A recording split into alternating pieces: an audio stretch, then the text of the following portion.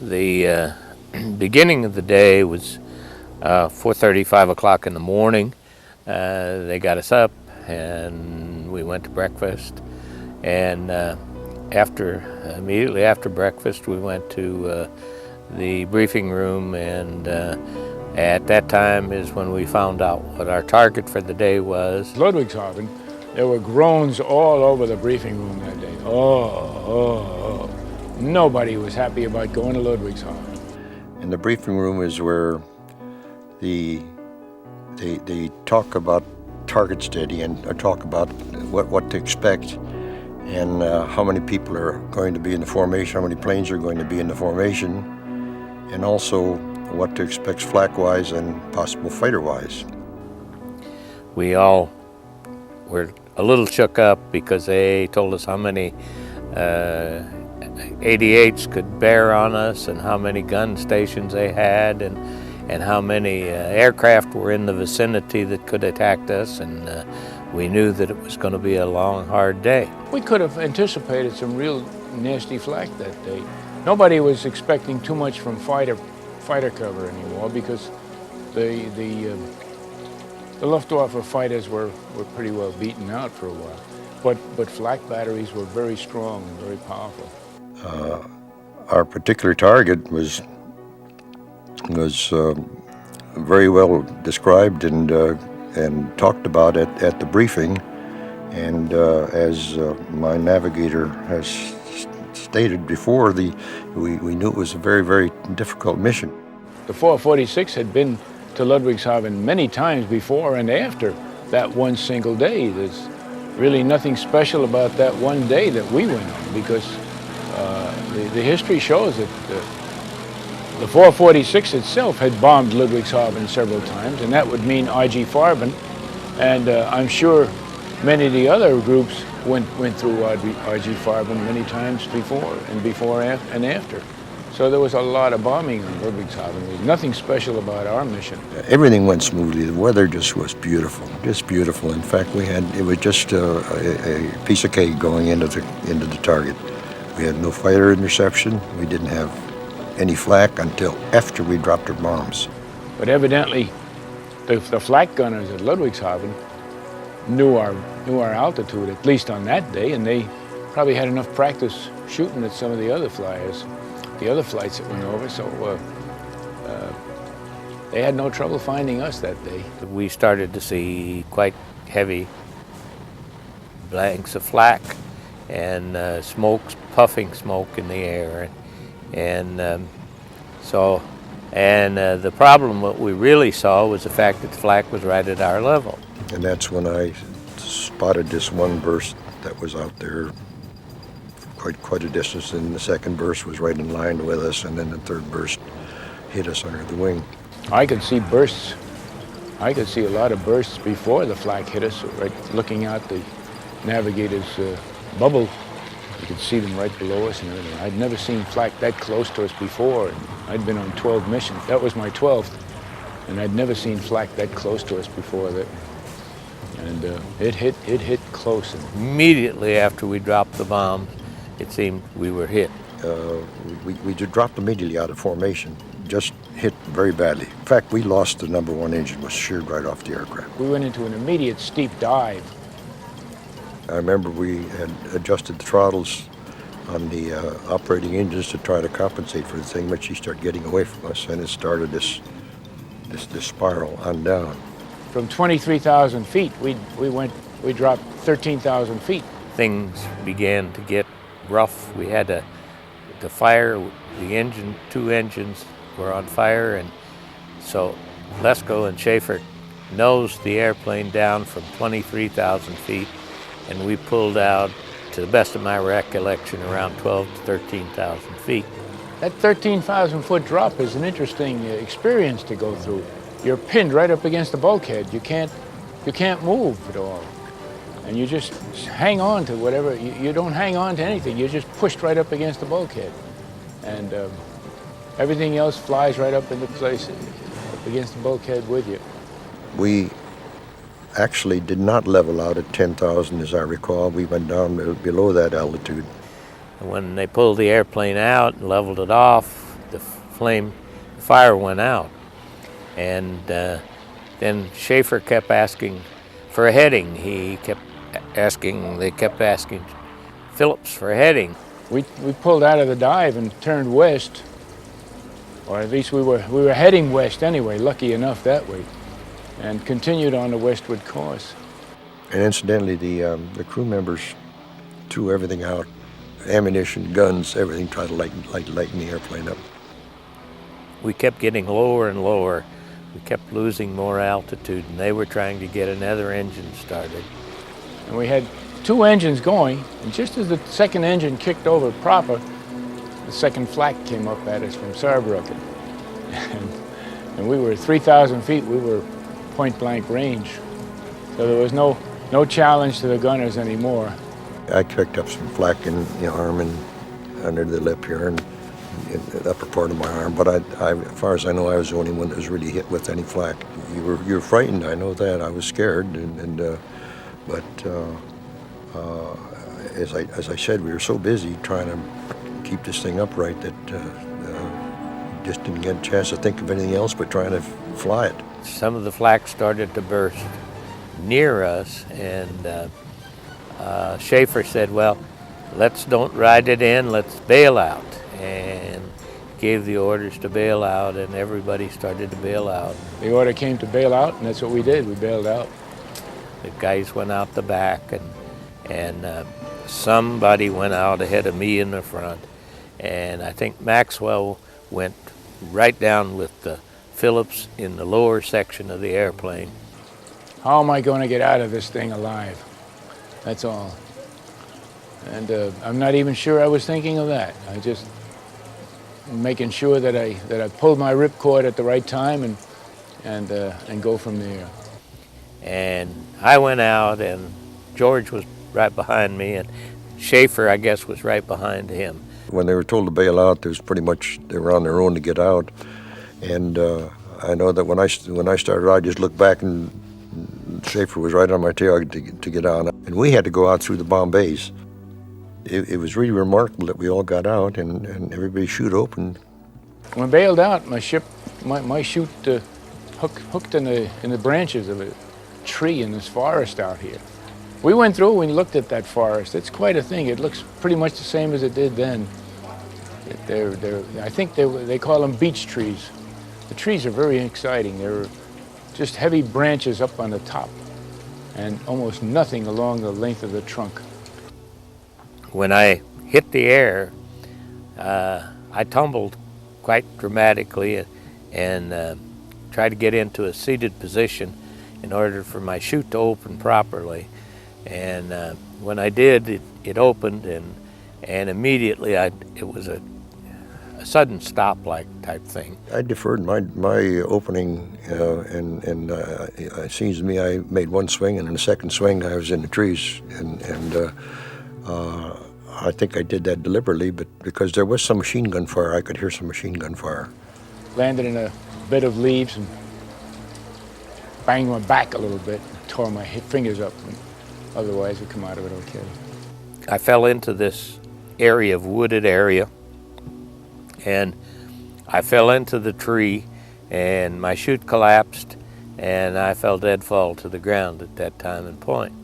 And that's when I broke my leg, and I turned, I had evidently twisted because my foot was completely backwards, and my back felt like somebody had shoved a hot needle in it.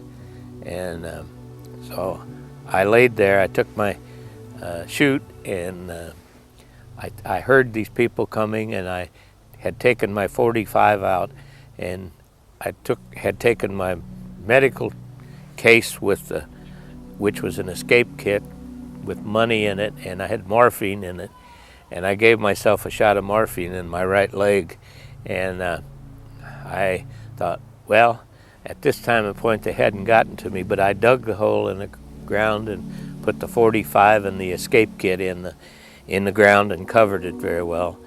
We got rid of our guns immediately. I got rid of mine. And if you were caught with a thing that just, there was no doubt about it, you were executed. having been the navigator, I at least knew that we were very close to French territory, but it wouldn't have made any difference from what I understand. It was fully occupied, and France or Germany, it would have mattered. We were trapped in there. This crash, he lived the Ginger because he was about 6 years old when the Ginger crashed on the land, and he was amongst the kids who were running when the plane was crashing. Nous avons joué dans l'avion. After the crash, they played inside the plane. Hitler had issued an order to execute all evading airmen.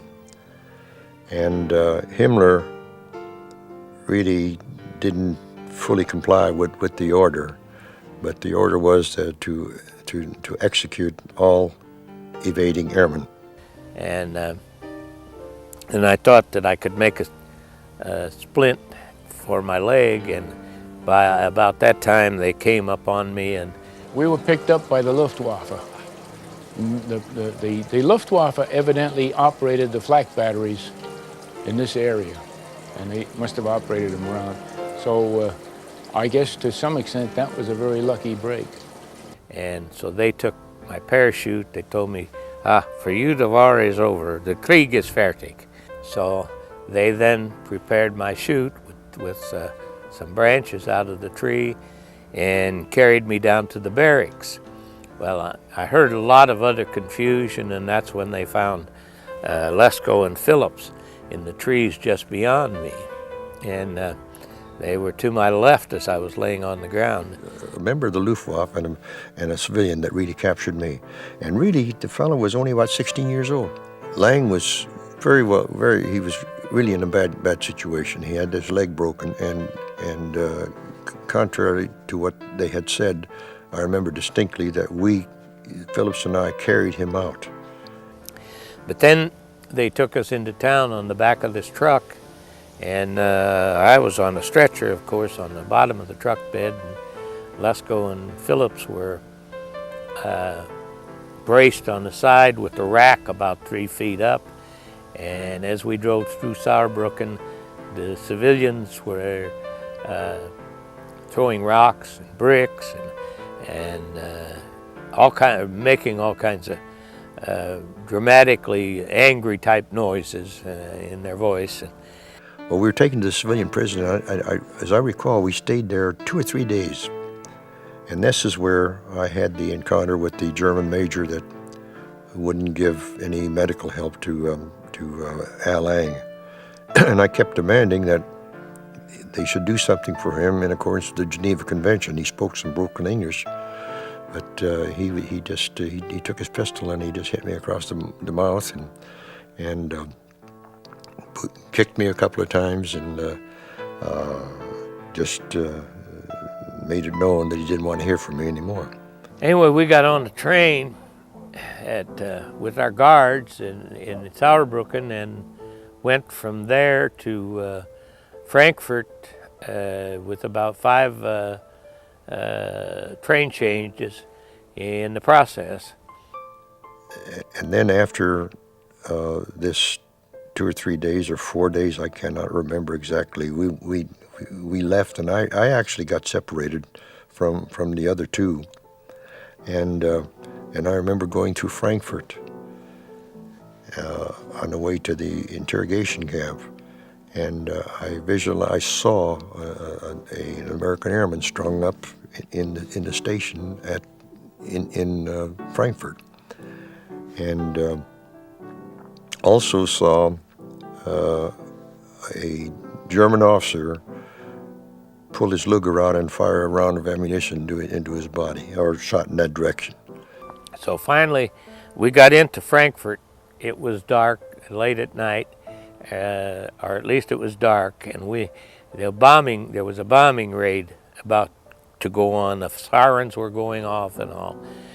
And they took us down into the bombshell under the railroad station, and into a bomb shelter under the railroad station. And from there, we were there, I don't know, 4 or 5 hours. It was a long time.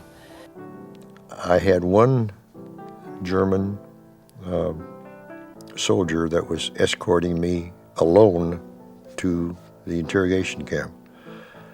And we actually got on the train, and I sat there amongst the German populace, and as far as I knew, they didn't even know I was an American.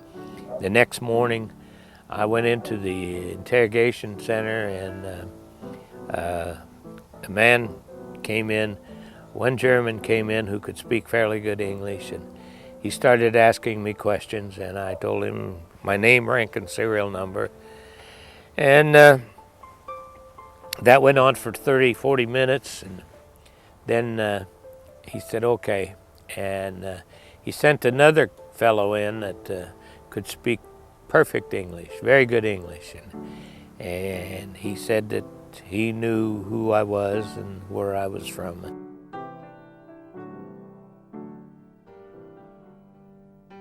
When they gave me the placard with my serial number on, and I have the picture of that, of course, and they took that picture of me.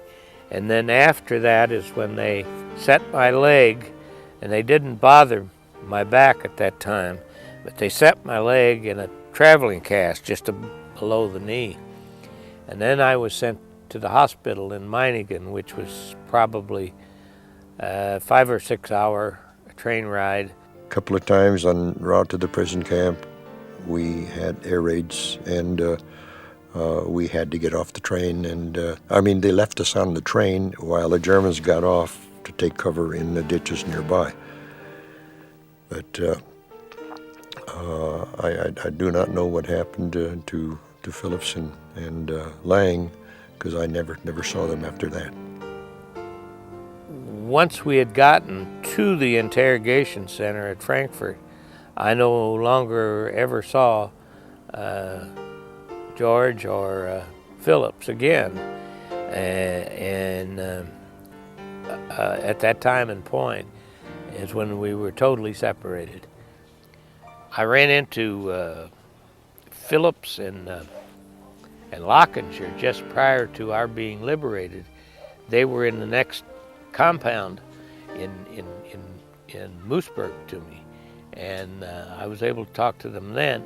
And Lockinger at that time and point said that he knew that some of the guys had been killed. And then there's a rumor that